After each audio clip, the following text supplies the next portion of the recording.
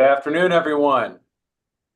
I'm Nick Brophy, your host and retired Army veteran, and also the director of DAV Patriot Boot Camp, welcoming you all back to our segment today, DAV Patriot Boot Camp, Caffeine Connect. If you're not familiar with Caffeine Connect, it's a webinar series that we host typically on a monthly basis, designed for all the modern entrepreneurs out there seeking to fuel their passion and drive for success.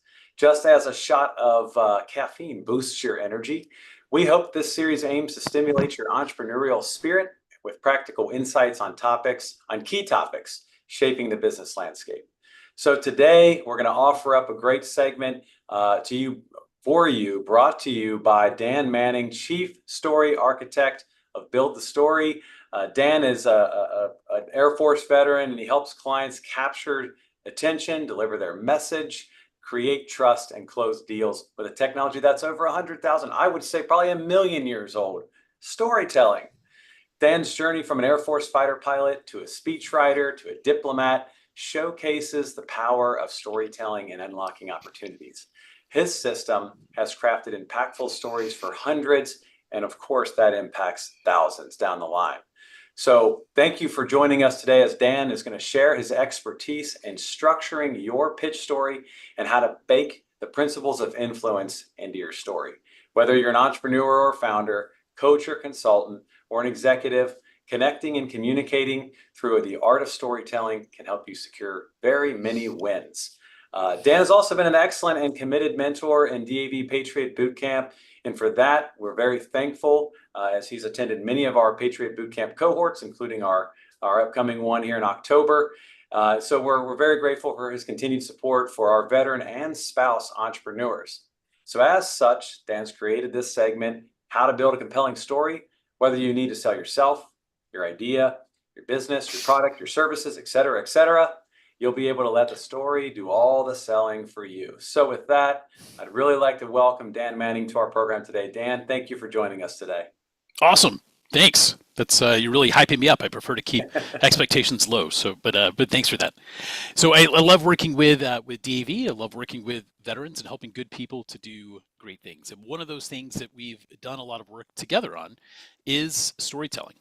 But sometimes people are skeptical about the power of storytelling in their business, and they wonder whether it's worth the investment. So I'm going to give you one example of somebody who was able to make 200 times their investment in about a week using storytelling. So a couple of years ago, it's about 2.5 years ago, I really started focusing all of the efforts in my business on stories and storytelling. Previously, I've been working on sort of applied creativity and critical thinking, collaboration, but also some communication. But once I started focusing on storytelling and started hosting some webinars, very much like the one that we're going to talk about here, I had entrepreneurs, founders showing up. And at the end of one of those, this guy that I had talked to several times before asked if I could just help him to write his story. And at first I was pretty skeptical because I had talked to this guy for probably 5 hours, just mentoring him on ideas and trying to understand what his business was. He wasn't the best at communicating it. And honestly, I wasn't sure what his product was. What was he selling? How was he actually going to make money? But I agreed to it and said, sure, I'll charge you $50 and we'll build a story together. So I spent an hour with him asking those questions, but now looking at it from a storytelling lens. How am I going to help him to communicate this idea that I don't even understand yet to other people? So I started asking questions and started looking at it rather than just understanding it. How would I build it into a story? And I finally got it. I understood his journey to get where he was, and he was building this platform to help people who had tech skills, but they had taught themselves those tech skills, help them to get jobs. So I delivered the story. He said, nope, this is exactly what I'm looking for. About a week later, he was able to use that story for the first time, and he sent me a DM when he was done, and he said, not only did this audience understand what it was I was doing, but I got my biggest check ever. He took that $50 in the story and turned it into a $10,000 check in 1 week. Since then, I've raised my prices, but also I've done about 575 stories with founders, with executives, with people who need to communicate ideas. That their success depends on someone else understanding what it is that they're doing. Since then, people have used what I'm about to teach you to raise millions of dollars, to sell millions of dollars worth of product, to change minds, to build networks, and to make an impact. I'm going to tell you exactly how I did it, exactly the structure that I go through for every story that I build. And then at the end, especially for the people that are here on Zoom, we can do some work on your story. We can bring you on. We can talk a little bit about your business, and I can help you to shape what you're doing there. If you're here on Zoom, feel free to leave comments or questions or anything that comes up for you in the chat. For all the other channels, the DAV staff will be monitoring those, and let me know what you're thinking about there, and I will go where we need to go. So let's start, though, by talking about what I mean when I say story. Now, I'm not the word police, so other people may have other definitions of story that they prefer to use, but this is what I'm thinking about when I talk about a story. Essentially, it's the type of story that you might tell around a campfire. Right? A story is a complete narrative about a character who transforms on the way to reaching a goal. There's a few important elements in this definition. First, it's a complete narrative. That is, it has a beginning, a middle, and an end. Just like that short story that I told you about my first client and how he was able to turn that story into cash, I gave you where it started, how it worked along the way, and then how it ended there. All those pieces were there, and there wasn't much else. I told you a little bit about his business so that you could understand what it was that he was doing, but I didn't go deep into detail on any of those things because they're not important to the meaning that I'm trying to convey to you. So it's a complete narrative. Second, it's about a character. So all the stories that I do are real life stories. So all of my characters are humans. Usually, the character is the person telling the story. Because when you are telling a story that includes yourself, you are sharing a bit about yourself that makes you more trustworthy. It lets people start to understand who you are. If they're buying from you or if they're investing in you, building that trust with you is incredibly important for either of those goals that you're after. Third, it's about transformation. Right? Every story is about change. And I'm going to go back to this over and over and over as we talk today. Every story is about change. What changed? And the story that I told you, the client that I worked with went from not being understood to being understood. Right? He went from struggling to raise money to getting a check. Being clear on that transformation helps us to tell a story that illustrates not only how that person was able to transform, but also how the person you're talking to can take advantage of that same transformation for themselves. And then finally, they're reaching a goal, right? There's something that people are going after. Now, for sometimes some of the stories I tell are about flying or about military experiences, and there the goal is just staying alive. In other stories, it's about raising money. In other stories, maybe it's about solving a specific tech problem that people have. But I want to make sure that the goal that I'm talking about is one that resonates or at least can be understood by the audience I'm communicating with. Now, if I can overlap the goal of the character in my story with the goal that my audience has, now my audience can put themselves inside the story. They can start to understand how this person was able to make a transformation that maybe they can take advantage of themselves. If that transformation is also the product that I'm selling, now they can see how the product or how the service is able to make the transformation for them so that they can grow as well. All right, so that's the definition that I'm going to use that we're going to go back to. But let's talk for just 1 second about why stories are so powerful. Right, as Nick mentioned, storytelling has been around as long as humans have been around.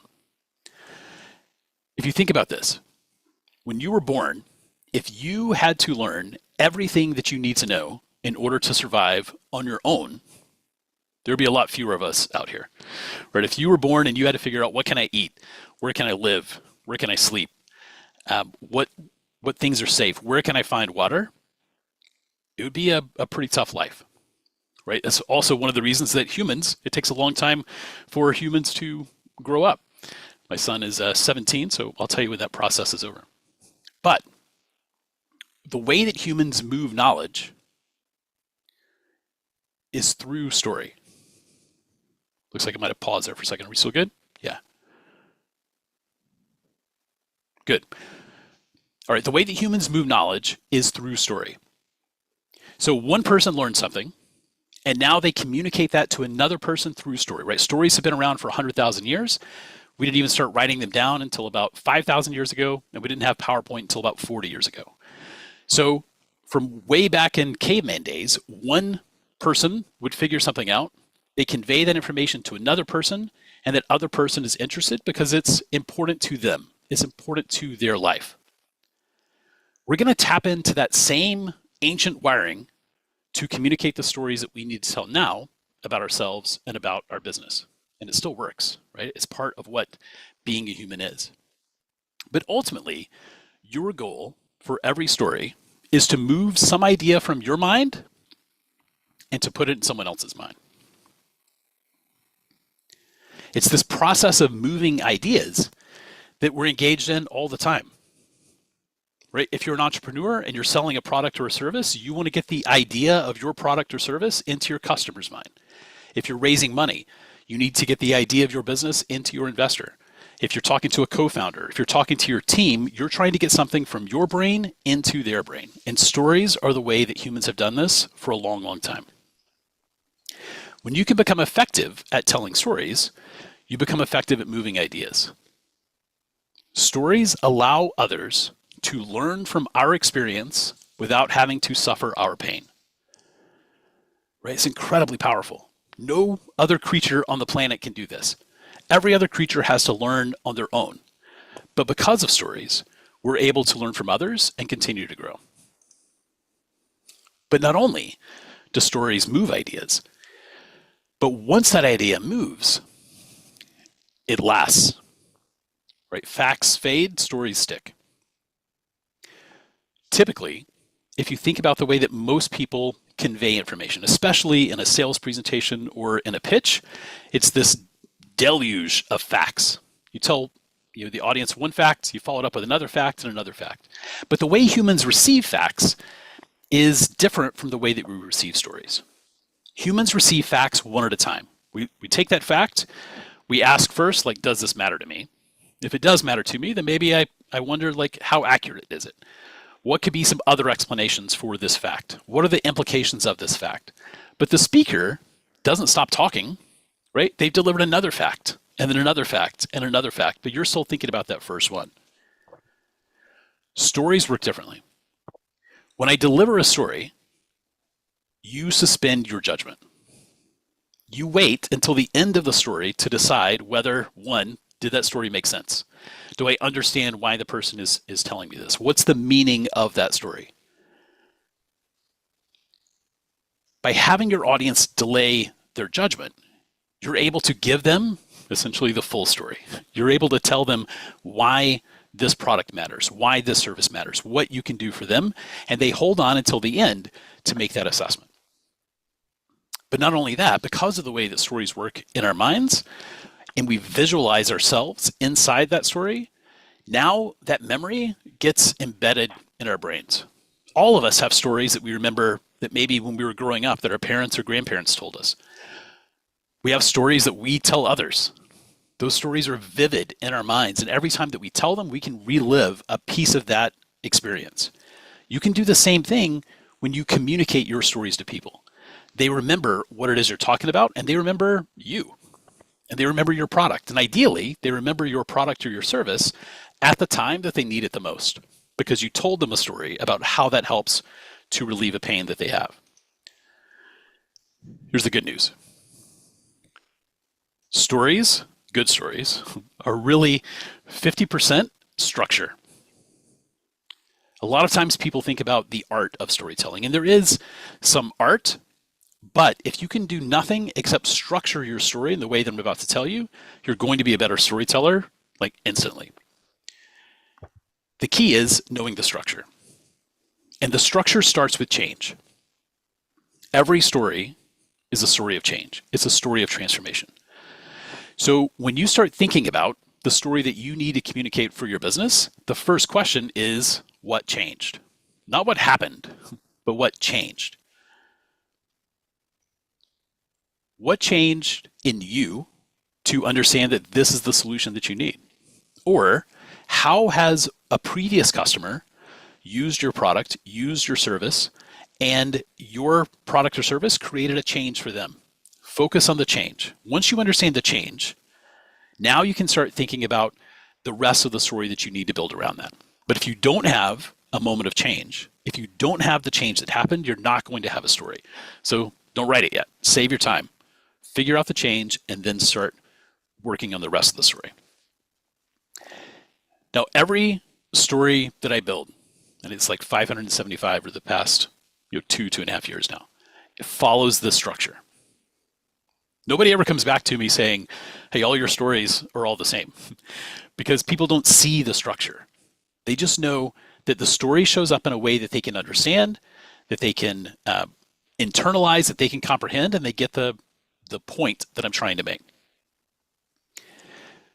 Now, when I tell the story, this is the way it's going to be shaped. We're going to start with a preamble. We're going to go through the middle of the story. We're going to end with a meaning. But when I write the story, I start at that moment of change. I start making sure that I understand what changed. And I drive in tight. Ideally, I would like to have like the instant of change. The instant where the world went from the way it used to be to the way it is now, or at least after that change. Matthew Dix, in his book Storyworthy, talks about a 5 to 7 second moment of change. If it's a change that maybe takes a longer time to happen, so like I tell stories about learning to speak Russian for one of my jobs, there wasn't one day that I would say that I went from not speaking Russian to speaking Russian, so I need to find this representative moment of change. I talk about when we arrived into Kyrgyzstan at like 2 a.m. In the morning, myself and my family, and I had to talk to the customs officer there to get us into the country without any problems. And I was able to speak Russian to him, understand what he was saying to me, and we got in, no sweat. That becomes the example of me being a Russian speaker. And I use that to illustrate what had taken a year prior to that to happen. But we still need to drive in and find this moment of change to put inside of our story. So when I start writing at the moment of change, and then usually I just write all the way to the end through the resolution and the after and the meaning. And then I go back and I start writing the beginning of the story, starting over here with the before. Because what often happens is people, if they start writing at once upon a time, they include a bunch of stuff in the story that doesn't need to be there because they're not completely sure where the story's going yet. So they load it up with all this other information that they should edit out later, but people are not the ruthless editors that they need to be, so they end up with a lot of other stuff that's in there. And when they start telling the story to their audience, the audience doesn't know where we're going because there's too many other things that are clouding the message that you're trying to convey. But for me, when I start in the middle and write to the end and go back, now I know what has to be in the first part of that story in order for the second part to make sense. And those are only the things that I'm including there. But when I actually tell the story, I tell it in this order. I start with what I call the preamble. This is a small statement that's designed to connect my message to something my audience is already interested in. For this story, the short story I told about my client earlier, I talked about how he was able to create a 200 times return on his storytelling investment. Right? For a group that showed up for a Caffeine Connect to talk about storytelling in business, I bet that is something that is at least mildly interesting to you. How do you get a return on investment for your time or for your money? And now I connect the rest of my message to that. Rather than just pushing my story on you, I want you to find out, or I want you to want to find out what happens and what changes in my story. So I start with that preamble, and then we go to the before. And the before was just the minimum that a person needs to know to get the meaning. In this case, it was early in the time that I was focused on storytelling. I had worked with this client before trying to understand his business, but I didn't. I talk about the challenges that he experienced. He would try to communicate to people and they wouldn't get it. He struggled. I struggled to understand what was going on for him. So he asks, can you help me to write the story? So we do. I write the story for him. We do that 1 hour interview. I deliver it for him and he says, yes, that's exactly what I meant. Now the resolution is, if I talked about the challenge of not being understood on the left side, now I need to resolve that challenge on the right side. So he goes to his pitch, and not only do they get it, but they also give him his biggest check ever. So he goes from not being understood to being understood, from not receiving funding to now receiving funding. And then I wrap up with the meaning, right? The meaning is that stories work, right? Stories are able to convey our ideas, and when your idea is conveyed in a way that people can understand, they're more likely to do the thing that you need them to do. Let me go back to one other point here. When we talk about the challenges, right? I represent it with this guy pushing the rock up the hill. The challenges that I want to talk about in my story should be challenges that my audience is familiar with. If you think about a sales story in particular, I want the challenges that I talk about to be the same challenges that my audience is feeling right now. I want them, as I'm telling the story, in their brain to go, oh, that's me. I have that challenge. I struggle to be understood. I struggle in my pitches. I struggle to do this thing or to do that thing. Because as they're doing that, now they want to find out, what is your solution? What is the thing that you are doing that can take this challenge away from me? When you do that, now you're sharing your story, but your audience puts themselves in it. And that's where the magic really happens. Because it stops being you pushing a story on them, and it begins to be them pulling the story from you because it's valuable to them, and it's going to take away the pain that they have. All right. Let's go to the next one, but I'm open for any questions that you have in the chat here, or if any questions come up on the streams, you guys can feel free to break in with those. All right, so let's talk more specifically, though, about how these stories are working for a sale, and we'll talk about how they work for investment. So first, realize that storytelling is ethical mind control. And one of the examples that I use about this is I will, in some of the workshops that I lead, I'll have people talk about a roller coaster. And I'll ask them to explain, like to describe the feeling of going up that hill on a roller coaster right before it starts to go over the top. And they'll talk about how they look around and they can see the ground starting to get further and further away from them. Things start to get smaller and smaller. And they hear the click of that roller coaster, right? It starts out going click, click, click, click, click, click, click, and then it slows down. It's click, click, click. And you look at the front car and you see people's hands go up. And maybe you hear those first screams come back if you're in the back of the roller coaster. And you feel that rush of wind as the weight of the coaster starts to take you down the hill. And as I'm describing this, like for myself, my heart already starts beating fast. I know I'm not on a roller coaster, but I can create that sensation in my mind. And with your audience, you are all thinking about a roller coaster as well. You're thinking about the last time that you were on a roller coaster or what it's like to be on one of those. I didn't tell you to imagine it, but you couldn't stop yourself from imagining it. Effective storytelling directs your audience's mind to a place to visualize the story that you're telling, to visualize the solution that you're offering, and to visualize how you can make that transformation in their lives as well. All right, so we've got a question that's coming in. Let me stop sharing for a second. So what are some good ways to use storytelling in a 30 to 40 second elevator pitch about a business so the person you're talking with is compelled to ask you more questions? So first, like my goal in storytelling is to create understanding. So I don't want to bet on the questions, right? I want a person to ask me questions because I want them to extend my idea into some other areas. To think about, oh, if this is true, what else might be true? If you were able to help that person, how might you also be able to help me? I don't want them asking questions to understand what the thing is that I'm talking about. But the way that I do that, we're going to be talking about this for the rest of the time we're here, but it's to talk about something that they are already interested in. Specifically, it's talking about the pain that they are feeling.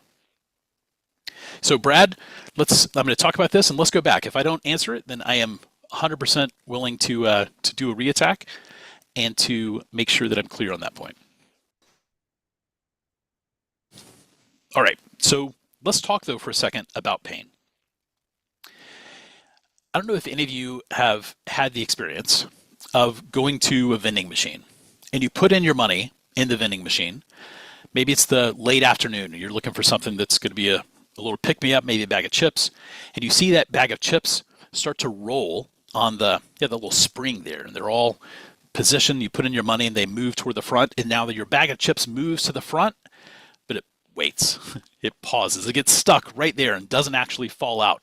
Those chips that you were counting on are denied, but they're right there. What do?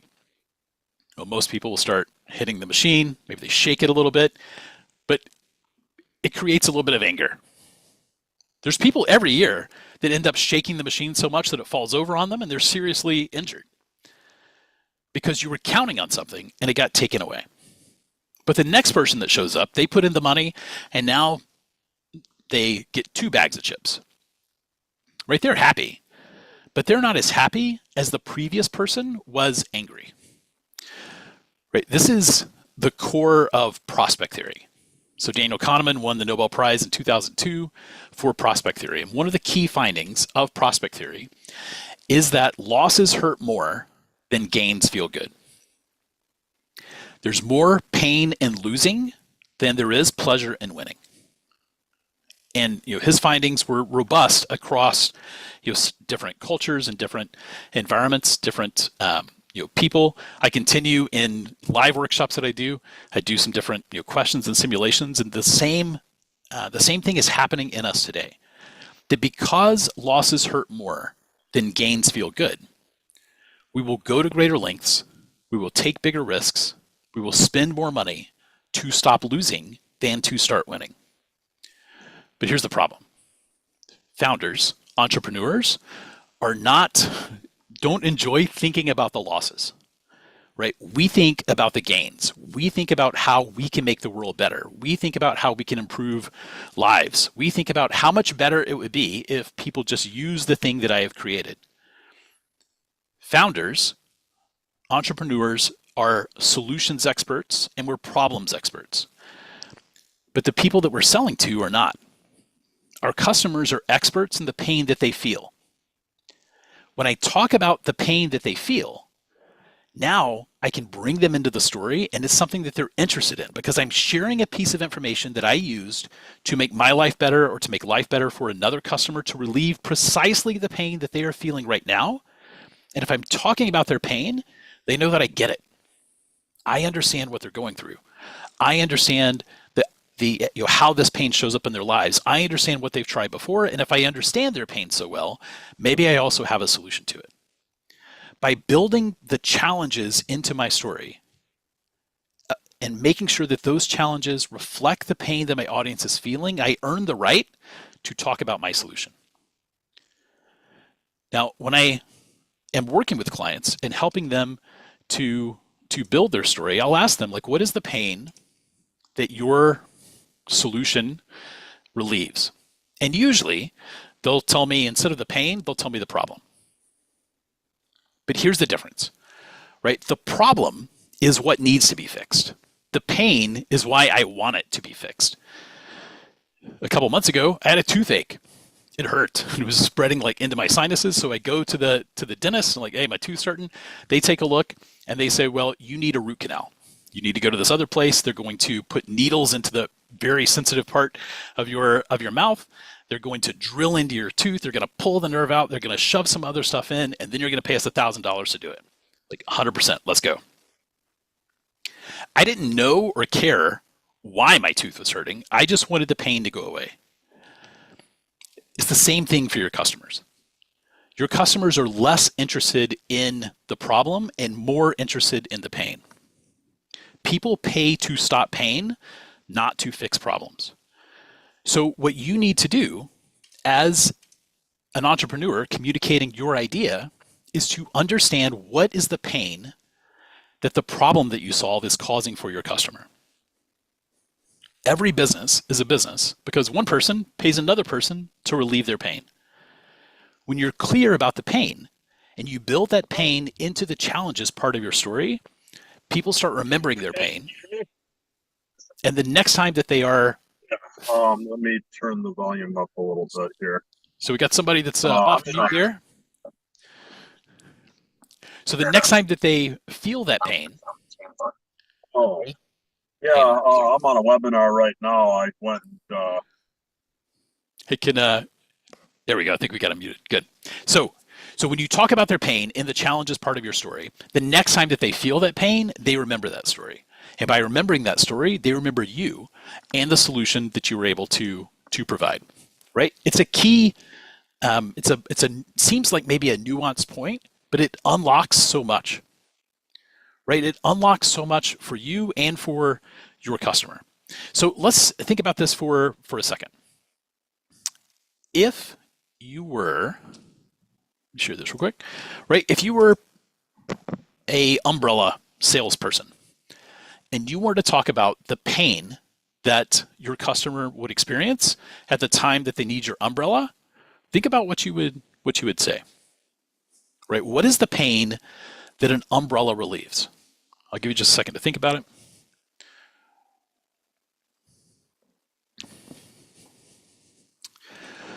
So when I do these with a live audience, usually the first questions are, well, an umbrella keeps you from getting wet, right? That getting wet is the pain. Like, yeah, but I take a shower every day. I get wet every day. I go swimming. I go to the beach. I don't mind getting wet.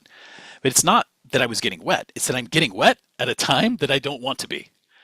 It's at a time when maybe I'm going into an important meeting or a job interview and I get soaked in rain, and now I go in and I'm not able to present myself in the way that I want to be presented, right? That's the pain that an umbrella takes away. The pain of being wet when you don't want to be, the pain of not looking your best, the pain of the inconvenience. And if I were selling umbrellas, I would tell a story about somebody who was maybe going to a job interview and they had to park 2 blocks away, and on their way walking in, they had spent time getting their suit all together. They had their hair done exactly right, and there's this huge downpour, and they go in and now they're dripping wet in the interview. It undermines their confidence and they don't get the job. But if they had had this umbrella, now they can take away that pain and things would be differently. So when you think about your business, drive into that pain. What is the pain that your customer is feeling? And now when you tell the story about how you help to relieve that pain for someone else, that's the thing that you're going to highlight in the challenges part of your story. If you're telling a story about yourself and how you built your business, or about how you discovered this solution for yourself, talk about that pain that you were feeling, that your customer is feeling as well. And when you do that, they see themselves in the story, and now they see themselves using your solution. So we're going to spend just a few minutes talking specifically about sales stories, and then we'll talk about investor stories, and then I'll wrap those up. But I'm completely open for your questions. If those things come up, or if you're here on Zoom and you want to come up on stage, you can raise your hand, and we'll bring you up to talk about what is specifically on your mind. But when you're selling anything, 4 things have to be true for a person to say yes. They have to know that you exist. They have to know that you relieve the pain that they feel, and they have to trust you. And then your price has to be something that they're willing to pay. But 3 of those things you can include in a story. You can illustrate in a story that doesn't just tell them, but shows them. So you talk about even in that short story that I told at the beginning here, right? You had, I tell that story in a way so that people know that they can hire me. They know that I work with clients to help them to build stories. I talk about the pain of not being understood, of people not getting your idea, and I can help you to make sure that people get your idea. I can also tell a story in a way that helps to build trust with me, because they talk about how I didn't understand that person in the very beginning. I'm being honest with you, right? I'm not saying that I get it, or that it was that person's problem. It was my problem. I wasn't able to understand them.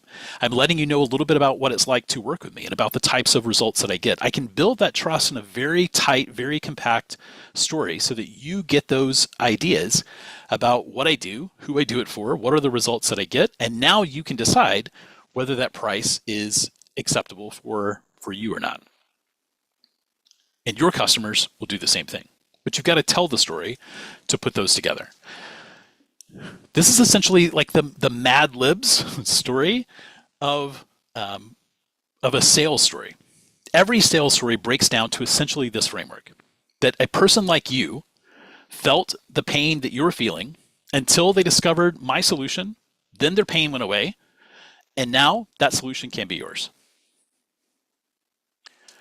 Right? If I'm selling an umbrella, that works. If I'm selling some type of SaaS product that incorporates AI, it's the same thing. If I'm selling an investment product, it's the same thing. It takes understanding your customer well enough to understand what is the pain that they feel and how do they talk about that pain so that I can communicate it to them in a way that works. So if you think about your business, you think about what you do, and you think about the pain that you relieve, how would you fit it into the story?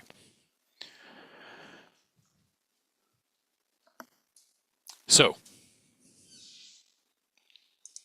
now let's talk for a second about using that story on a platform like social media, especially like on LinkedIn. I'll spend just one slide thinking about this. It's the same thing, right? It's essentially you take that framework that I gave you earlier, you add what I call a fuse at the beginning rather than a hook. I just don't like the idea of a hook being something that I'm tricking somebody. I'm pulling them out of the place where they live and where they enjoy to a place where they can't breathe so I can try to sell my thing. I don't like that, but I prefer the idea of a fuse where I'm connecting. I have something powerful.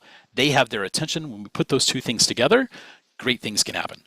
That fuse, though, needs to be personal, needs to talk about their pain, it needs to be pinpointed. It's essentially the preamble of the story that talks about the pain that they're experiencing. And when I talk about the pain that they're experiencing, they're going to click see more on LinkedIn, and now they can consume my story. I tell the story about how I relieve that pain exactly in the structure that I told you before. Then at the end, I do a small pivot away from the story to talk about how I serve clients to do exactly that thing. And then usually on LinkedIn, I'll do a PS at the very bottom. And if I'm going to deliver a direct sales message, that's where I do it. I say, you can join my community. It's $35 a month to do that. And here's what you get. But I separate that from the story that I'm telling. And when I do that, people pull through the story. They get the idea that I want them to have. And then I show them, if you do want to work with me, here's how you do it. But people don't feel like they've been sold to, right? All of us need to buy, but we don't like to be sold to. All of us want to learn, but we don't like to be lectured to. When you use stories in your business, you get the opportunity to teach and to sell without a person feeling like they are just an instrument that you are exercising against, right? That they're not just an eyeball you're trying to monetize, but they're a human, and you're conveying your experience of how you genuinely relieve this pain for someone else and how it might apply to them. All right, so that's the sales story.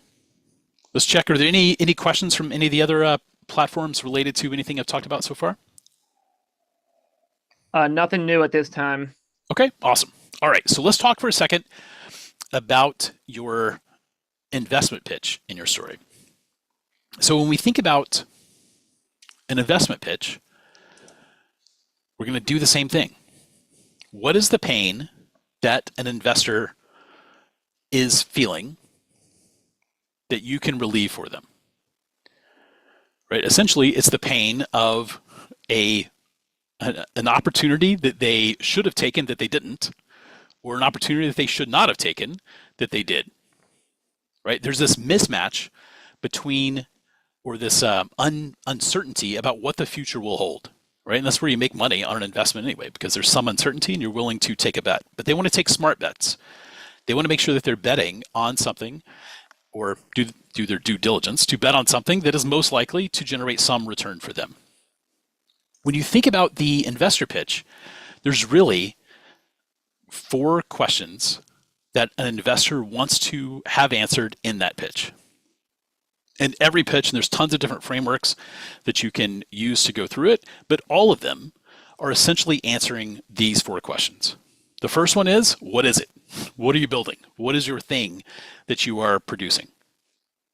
You know that you haven't done this well if the first question after your pitch is, so what are you doing? And if you've heard a lot of startup pitches, you know that that's more common than you might think. That founders get so wrapped up into the thing that they're building, it's so clear to them, they talk in their terms to people who don't understand, who don't have their knowledge base. And at the end, people don't know, like, what are you selling? What is the thing that you are building? So you've got to be clear about it. Second, like, why would somebody want to buy it? essentially another way to ask this question is, what is the pain that you relieve? People pay to have pain relieved, not to have problems fixed. What is the pain that is so severe for someone that they're willing to trade their hard-earned money to take that pain away? What is the unique value that you can produce? Because if someone else is already doing this thing, then these people would already be paying them to take away that pain. But what are you doing that's different that would cause someone to buy it? The third is, how is this going to be huge? How are you going to build this into not just a profitable business, but a wildly profitable business, right? And startup investors are looking for 30, 50, 100 times returns because of the power law of the way that they invest. So you need to show them the pathway to not just being a $5 million or $10 million business, but being a $100 million, $1 billion business. And then the last one is, why are you the person to do this? Why are you the person to put this together? And I'm telling you that you can use stories to convey all of these. You can think about it in terms of these 4 G's, right? The first G is you got to get it. The second one is you have to show them that you're generating unique value. The third one is green, like what's the market and why are people willing to buy it? And then the fourth one is grit. What is it about you that shows that you can do hard things like building a business? Each of these can be wrapped up in a story, right? The message that you're conveying, when you get to the meaning of it, these are the types of meanings that we're looking for. And here's why this is so important. And this is why I recommend when people are pitching their business to use stories right up front, to use a story to frame your idea. Because whether you're talking to a customer or an investor, when you start speaking, you're in a race. They are trying to figure out what you are doing as soon as possible. Because one, they've probably already thought about it before. If it's an investor, they've probably already heard another pitch that's about something that's similar to yours. They've already spent the mental capacity, the cognitive effort to make some decision in the past. And if they can say, oh, this person's building exactly the thing that this other person was building, I said no to that one, it's an easy no to this one. And now they can start thinking about something else. I see some nodding from Rod there as well, right? If your customer is the same way, right? A customer is trying to figure out, what's this person selling? What are they getting to? Where's the hard sell? Where's the call to action that I'm waiting on? I want to shape their mind from the beginning so that they are thinking about the thing that I want them to think about. I want them to have the right concept of my idea from the beginning. Because if I don't, now I have to change their mind. And that is so much harder than helping them to make their mind up right in the first place. So for virtually every startup founder that I work with to build their pitch, we start with a story. What often happens is, without a story, people just give a bunch of facts. It's like you've dumped all the puzzle pieces out on the table in front of your investor. They're smart people, and they might be able to pick up those pieces and they can put them together if they're willing to spend the time and the cognitive effort to do it. But we're all lazy and selfish. It would be so much easier if I just showed them what the picture on the box was before I dumped out all those pieces. Now they know that they're building a puzzle that's a sailboat on an ocean, and the white pieces are sailboat, the blue pieces are ocean. I've given them the frame. They know what I'm building towards, so they understand which pieces of these things are important. If you did nothing else to your pitch, keep your pitch exactly like it is, but add a story in the beginning, it's going to be more effective. But, all right, let's say you believe me. Now, what type of story are you gonna put there? Here's 4 types of stories that we're gonna talk through briefly. The first is, and this is not one that I recommend you use. In fact, not doing a story would be better than telling this type of story. And we've all heard these, where you say, oh, here's John, and John had a problem. His car wouldn't start, and he was late for work. We all know that there's no John, right? You're making up John. He's not a real person. He's not a real customer. And if I'm listening as an investor, my question is, there's not one single real person with a real story that you could tell me? You had to invent some random made up person and tell me about them? So I wouldn't tell these made up stories. Tell a real story.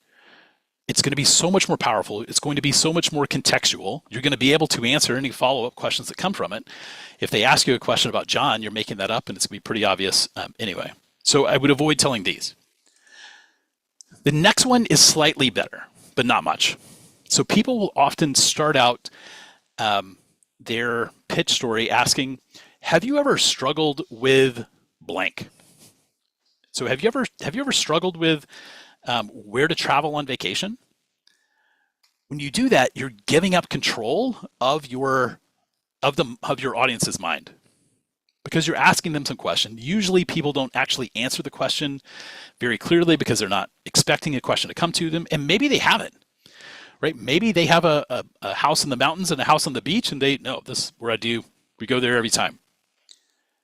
It would be better if instead I talked about a person who did struggle with this and why it was a challenge. So Rod's asking in the chat, can we change the name to protect the innocent? 100%. So if you really did work with somebody named John, you can name them whatever you want to name them. If you want to avoid being directly connected with them, sometimes you can use first names. You could even combine some of the stories of people that you have worked with, and you could, in an honest way, bring those back into the story, right? You can say, I was working with a client, and you would say, confidentiality is important to my client, so I won't tell you her name, but we'll call her Jane for the purpose of this story. And I was working with Jane, and she didn't know how to invest her money, or she didn't know how to extract the most value of her business from her investments. And she was working with people who were personal financial investors, but they didn't understand how a business worked. Other people that I work with, they have problem A and they have problem B, but that wasn't Jane's problem. It was this. So now I've been able to bring in these other parts and expand that pain set to include some other pieces that I might go to. One of the things that I say is that no story is 100% true.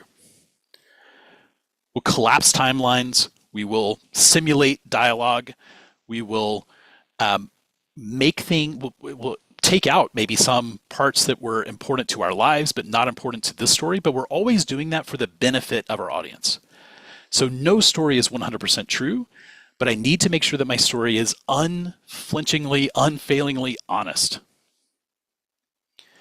If I am changing sort of the sense of the story, or if I'm changing an important detail that would change the meaning of the story, I'm not being honest with my clients and my audience. My goal is to help them to understand what I do, not to mislead them into understanding what it is that I do. We've got another question there from YouTube about what about nonprofits, right? Advice for us. So yeah, so with nonprofits, it is a little bit more complicated, because you've got to think about, if you're talking to donors, what is the pain that donors are feeling? Often when I've worked with nonprofits, the pain is that donors, maybe they don't know who to trust, or donors are afraid that they're going to contribute money, but it's not going to generate the impact that they want it to have. And whether it's money or their items or their time, whatever it is, they are making some type of contribution because they want impact. The pain that they have is that they're going to go to this effort and not be able to actually create an impact. So the stories that I would often tell with nonprofits are about the impact, about how this one person's gift is able to make this improvement in this other person's life, that they're able to achieve that outcome that you're looking for there. And there are storytellers who specifically work with nonprofits, helping them to tell those nonprofit stories, and they focus there as well.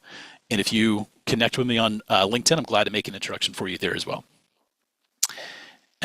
Awesome.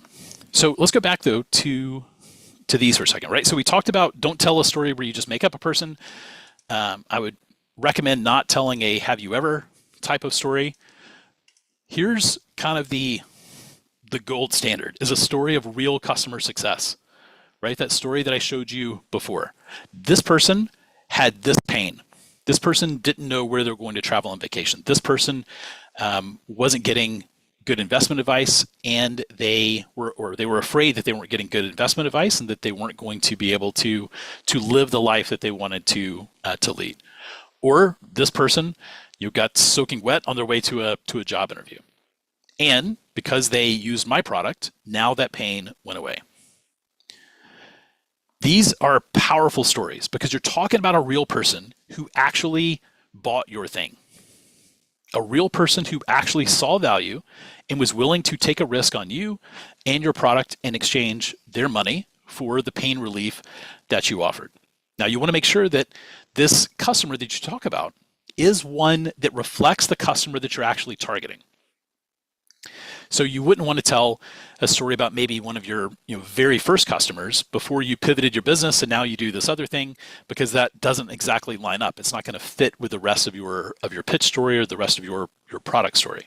You want to make sure that the person you're talking about reflects the type of person that you are talking to and that your ultimate customer is going to be.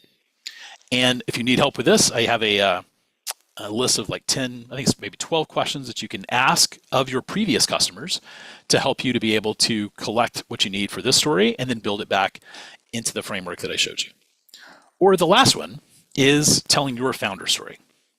And this one's particularly important if you need to reinforce your grit, right? That fourth G in those 4 Gs, where you need to show that you understand how to do hard things, where you're talking about how you came to this idea and how you're motivated to see this business through for something that's greater than just money. Now, that grit can come in a lot of different forms. I worked with one founder who was a single mother who taught herself how to code so she could build her app. That's great grit, and that's a great story for her to communicate, saying that she's dedicated to this, this thing that she's building. Or it could be a founder story about how you discovered the solution for yourself, that you suffered maybe some extra expense, some extra time. It took you years to figure out the solution, but now that you figured it out, it's something that you can sell to other people. It's a very powerful story to tell as well. You have stories. You just have to tell them. And when you tell them, you're going to be heard, you're going to be understood, you're going to be trusted, and you're going to be remembered at a time when people need you the most. We've got another question there in the chat about an example of your products in the food space. So my wife has a fresh roasted coffee business here in Alabama. And so we worked on helping her to be able to tell stories when she's at farmers markets or when she's pitching restaurants to buy her coffee. And she tells like a little mini founder story that unites both of these. So she talks about how the first time that she tasted fresh roasted coffee, it changed the way that she thought about what coffee could be. We were in Kyrgyzstan, actually, and we had some friends who were opening up a chain of coffee shops there in Central Asia. It's very much a tea culture, but they were opening up coffee shops. And so they had a big commercial roaster in their barn, and we went out with them to their barn where he had just finished roasting a new batch of coffee. He ground it, he made a French press, poured it, and when she drank it, she tasted flavors that she had never tasted in coffee before. It wasn't bitter, it was smooth and nuanced. And she realized that for all of her life, she enjoyed being a coffee drinker, but she was missing out on the pleasure that real good fresh roasted coffee could make for her. Since then, she's always, in all the other cities that we lived in, she always tried to buy only fresh roasted coffee. And when we left the military and she was starting a business, she started a business to do the same thing. People say to do what you love. She says, I love reading and I love drinking coffee, but I haven't found out a way to make any money from reading, so I make fresh roasted coffee. Now from that story, we can pivot into, we have some right here, would you like to have a taste? People have a taste, and now in their mind, they're looking for those new flavors that they typically would miss in coffee. They get to now experience exactly what the story was, and it makes this tight reinforcement for them. And typically, when you tell the story and somebody samples it, I think the conversion rate at like at markets is like 80% for people, and it is legitimately great coffee. BarkingBeeCoffee.com. All right, so if we take a look at the next question, you've got multiple audiences you serve, not one key character, vary the character based on the audience and to whom you're telling the story. Yeah, so this is a big thing. Realize that one set of events can be used to communicate many stories. So for instance, even in that coffee story that I just told, we could tell that story in a different way. We could tell a story about people thinking that they understood something, but really they were missing out on something better. And that has nothing to do with selling coffee. That has to do with our perceptions. That she had been drinking coffee all of her life, and now when she tasted this new version of coffee, this new way to experience coffee, she realized that she thought she understood coffee, but she really didn't. That there was more to it there. You could also tell a story about taking chances and about experimenting and about going to new avenues, and how that one day in that barn in Kyrgyzstan shaped what would now be for many years of her life and building a business and bringing coffee to other people. And that you can tell a story about the value of taking a chance and trying this new experience, because it could be life-changing. I'm going to alter the story that I tell to resonate with the pain or the interest of what my audience already has. So for instance, where this often comes up is with a two-sided marketplace. You've got people over here that are selling widgets and people over here that are buying widgets. And if I'm building this two-sided marketplace, I have to tell a story that will bring both of them to my platform so that I have widgets to sell and that people can actually buy them. But the story that I would tell to the widget maker is not the same story that I would tell to the widget buyer. And even though the events might be the same, I'm going to talk about the pain in a different way to resonate with them. So you need as many stories as you have audiences. And it might be that the place that you exchange is there in the challenges, right? I want to talk about the challenges that represent the pain that my audience has. So it may be that I have one character who has experienced maybe both sides of those challenges, and I can talk about those. Or maybe I need two different characters. I need one person who is selling widgets, one person who's buying widgets. I talk about the pain that they experience so we could bring them together. Awesome, great questions. All right, so here in the last, got about 2 minutes left on our time. The thing that I would emphasize here is that many times founders are reluctant to tell stories because they think, well, when I tell a story, it's all about me, right? It's all about driving attention back to myself, and they don't want to do that, right? They want to keep the hero as the customer as the hero of their story, so they avoid telling stories that involve them. And Donald Miller's book Story Brand was very effective at popularizing this idea that the customer is always the hero. I say it a different way. I say that your customer needs to be able to replace themselves in the story that you're telling. I can still tell a story about me. I can tell a story about how I overcame some challenge. I can tell a story about how I solved a problem, how I relieved a pain that is also valuable for you. And when I do that, I tell it in a way that it becomes not a trophy that I'm celebrating with, but it's a gift that I'm giving you.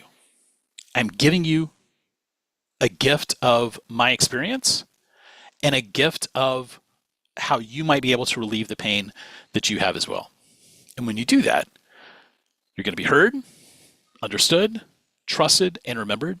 And regardless of what your business is, if you're doing those 4 things, you're winning. So just as we wrap up, I will drop my LinkedIn into the chat here. Also, though, I have a ton of free resources on our community. They're at communitycourse.buildthestory.com. If you go to the free resources, I've got the checklist that I talked about doing those customer success interviews. I've got examples of how to sell an umbrella. I've got lots of things that are there that you can use.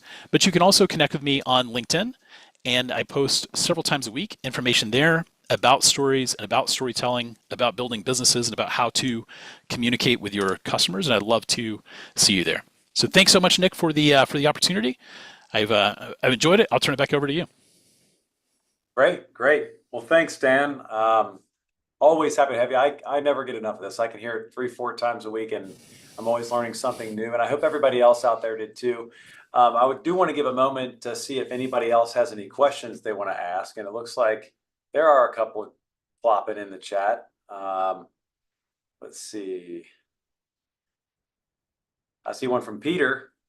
So for investors, don't tell a story like a military pilot, which are great, and only 5% true. So just a comment from Peter. Thanks, Peter. Exactly right. All right, just a lot of great feedback in the chat. So I have questions that I could ask. Dan, if you want to, Yeah, let's do it. you're willing Sure. to take a few more minutes. Of So course. maybe a little more broad. So I wrote a few things down. So can you provide any kind of examples about how storytelling has transformed marketing strategies? So I'm not a marketer, right? I've never trained as a marketer.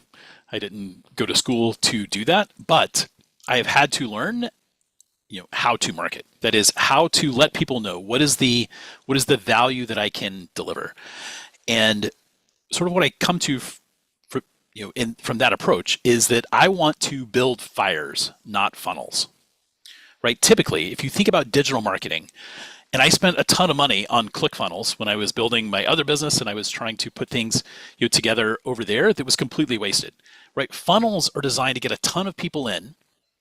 Now run them through this funnel. People are going to fall out, right? You attract the eyeballs, you squish the eyeballs down, and $1 falls out the bottom.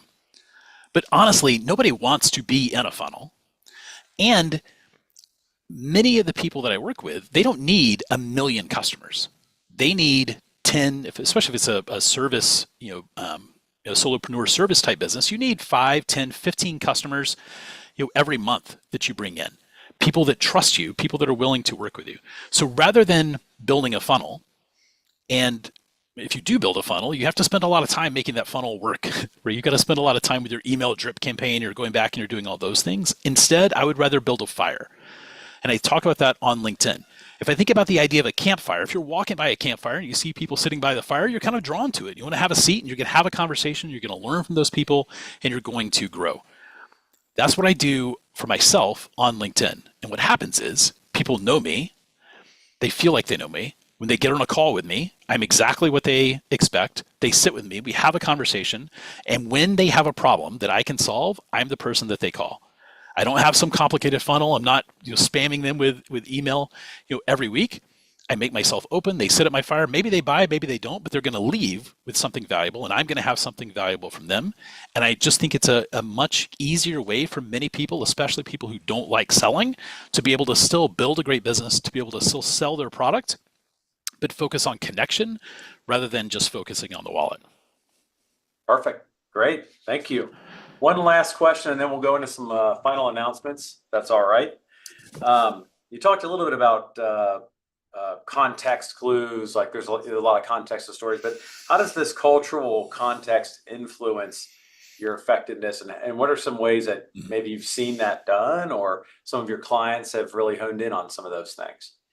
So the thing about stories and culture is that while different cultures may have different storytelling styles, like especially Asian cultures have some different structures that they would often use for stories, but stories are inherent to being human.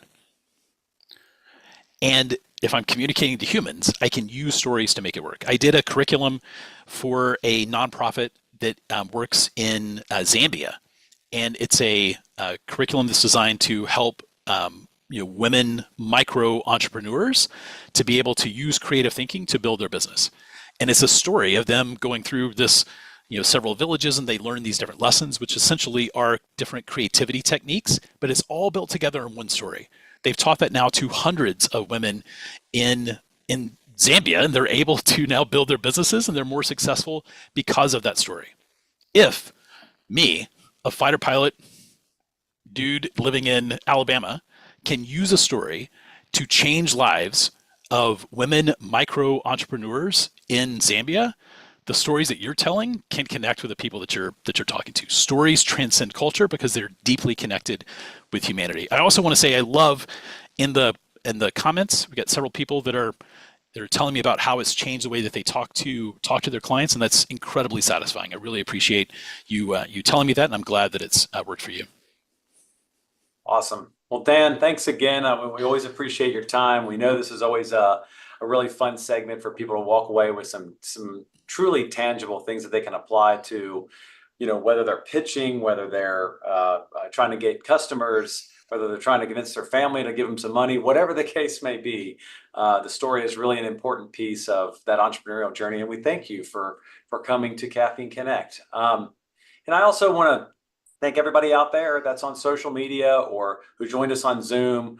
or however you see this, even those folks that will later on watch this video back in the future, thank you for taking the time to do that, to tune in, to learn, to hone in on your craft, to add some tools to your toolkit. We're always appreciative that you look to DAV Patriot Bootcamp to grow in an entrepreneurial way. And then, of course, we want to continue to offer these things in the future. So if you know of anybody out there who has an interesting concept or story or skill that wants to be taught, please reach out to us. Some last few announcements before we break for the day. So for those of you who are interested in participating in DAV Patriot Bootcamp, we do have our next cohort being offered in October 9 through 11. It's going to be in Washington, D.C. The applications, or you can still apply for the program through our website, patriotbootcamp.org. So please visit our site there under programs, and you'll see Patriot Bootcamp and apply there. And we'll be launching our new dates for 2025, hopefully here by the end of August or early September. So stay tuned for that on social media. With regard to Patriot Bootcamp, we're also always on the lookout for new mentors, people who are in a position that they want to give back, people who have something they want to offer to our entrepreneurs who come through the program. So if you're interested in that as well, you can visit our press room page on our website. And down at the bottom, you'll be able to see a link to fill out a mentor application. So if that's you, or you know somebody who fits that criteria, we'd love to at least have you apply and see if we can get you more involved in mentorship. And then if you're always looking to give back, we're always looking for people, rather, to give back to DAV. If you're looking to do that anyway outside of mentorship, there's a lot of interesting ways to get involved and engaged and continue to advocate for veterans. And you can do that. I mean, just shoot us an email. It's probably the easiest way at patriotbootcamp@dav.org, or you can just visit dav.org and find some connections that way. And then lastly, speaking of networks, we're always talking about connecting and building this community. Please join us on our social media channels, LinkedIn, DAV Patriot Bootcamp, Facebook, Instagram, and we also are now on Twitch. And then, of course, you can review any of these videos at any time on most of those socials and on our YouTube channel for DAV. Otherwise, everybody, thank you so much. Dan, again, thank you so much for jumping on this Caffeine Connect today and bestowing upon us a better way to tell stories so we can sell our products, services, and businesses. And until next time, everybody, activate, mentor, create, and grow. Patriots.